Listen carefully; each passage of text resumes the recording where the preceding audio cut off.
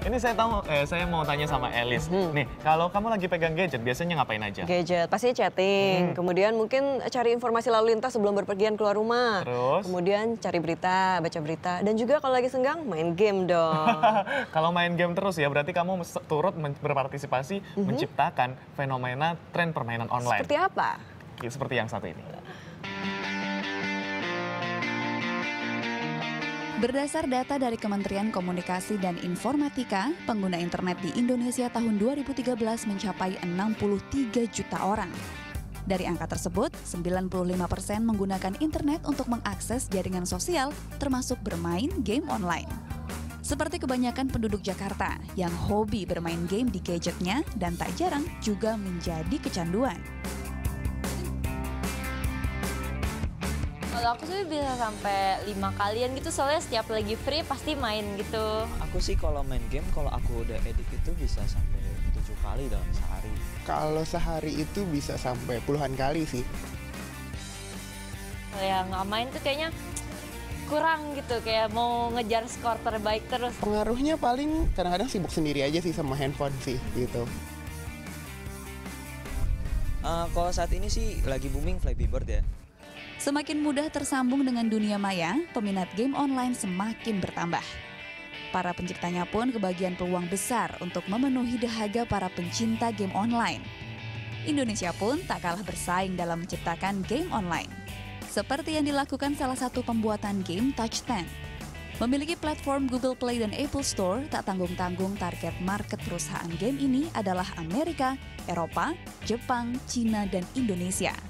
Kalau dilihat dari 2009 kita mulai sampai sekarang 2014, yang paling mencolok ada 2013, di mana game-game kami itu sudah mulai mencapai ratusan ribu, bahkan sampai jutaan download di Indonesia itu sendiri. Touch10 telah menciptakan 20 game online. Yang menjadi unggulan adalah Amazing Cupid, Ramen Chain, Infinite Sky, dan Train Legend. Memang kebanyakan game itu free, dan sering banget saya ditanya kenapa free bisa menghasilkan uang, yaitu dari advertisement yang kita taruh di dalam, atau dari in-app purchase, di mana user bisa main dulu, lalu setelah itu baru kalau dia suka dia baru bayar untuk progress di dalam game itu sendiri. Salah satu yang populer adalah Amazing Cupid. Dibuat mirip dengan game online bernama Flappy Bird setelah mendapat izin dari pembuatnya, Dong Nguyen dari Vietnam. Karakter utama Amazing Cupid adalah Cupid, sang dewa cinta. Pemain harus mengetuk layar untuk menerbangkan Cupid dan melewati setiap celah pilar-pilar besar. Setiap kali permainan berakhir, maka game ini akan memunculkan teks yang cukup menyebalkan.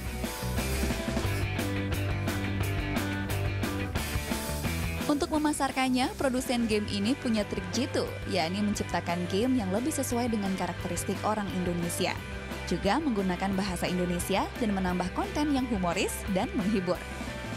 Kalau saya lihat di Indonesia itu memang budaya kita lebih suka mencoba dulu sebelum membeli.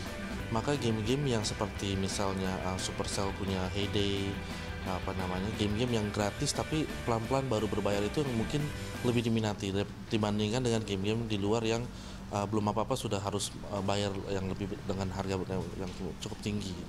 Permainan interaksi ini menjadi tren karena dapat timbulkan efek kesenangan. Apalagi gadget seakan tak bisa lepas dari genggaman sebagian warga kota. Jadi kalau di kehidupan kita sekarang kan gadget itu udah jadi kayak gaya hidup kita dan bagian hidup sehari-hari ya. Sehingga kemungkinan orang untuk bisa kecanduan bermain gadget termasuk salah satunya games itu sangat besar. Kenapa? Karena sekarang hidup kita sehari-hari sudah artinya penuh dengan gadget itu. Dari mulai bangun pagi, telepon, email, semua di situ. Otomatis itu ada games juga. Namun, jangan sampai menjadi kecanduan karena terlalu lama berada di dunia maya bisa timbulkan efek antisosial. Tim Liputan melaporkan untuk NET.